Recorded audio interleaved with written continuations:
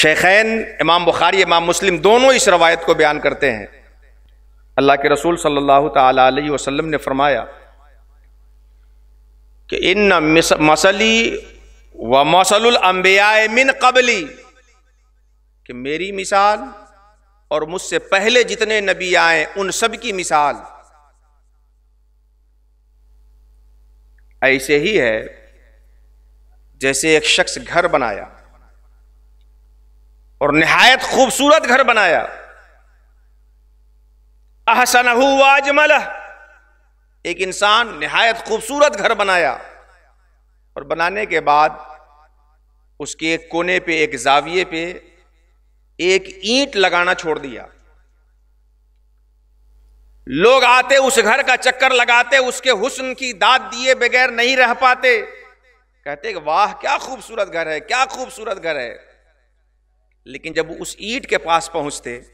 جہاں پہ اینٹ نہیں لگائی گئی تھی، جگہ خالی تھی، تو کہتے کہ کیا ہی اچھا ہوتا اس خالی جگہ پہ بھی اس مقام کی اینٹ لگا دی جاتی۔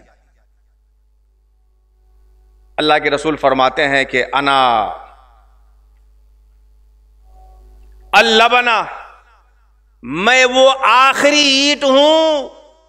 جو قصر توحید میں آخری نبی کے لیے خالی کی گئی جگہ پہ لگائی گئی ہے۔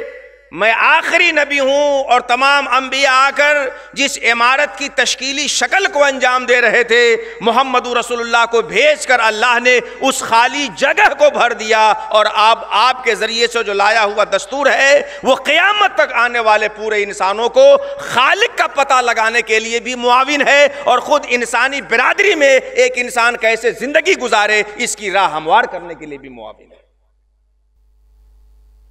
تو محمد رسول اللہ کوئی الگ سے کوئی چیز لے کے اس روئے زمین پہ نہیں آئے،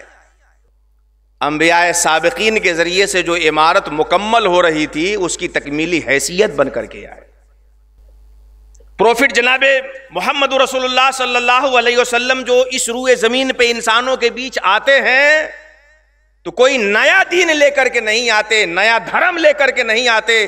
آپ سے پہلے کم و بیش 1,24,000 انبیاء اعظام جو دین لے کر کے آئے تھے اسی کے چہرے کو نکھارنے کے لیے تشریف لاتے۔